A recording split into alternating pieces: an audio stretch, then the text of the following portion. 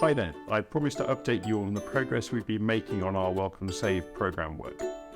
Over the past 3 months, we've been doing a whole lot of work documenting all the design requirements, from who our players are to how they will interact with the games and simulations to the hardware platforms we will create the games for. We also wrote the validation and testing plan, so that we know what good looks like before we build anything.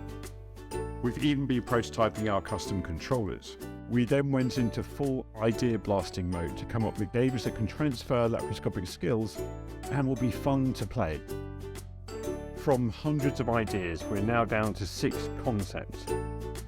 And to get valuable insights into the appeal of the games, we've designed some game art that we've been using for testing with our collaborators' AIS channel. You should check them out, they're the biggest free surgical training platform on the planet. So without further ado, here are some sneak peeks of our main game ideas.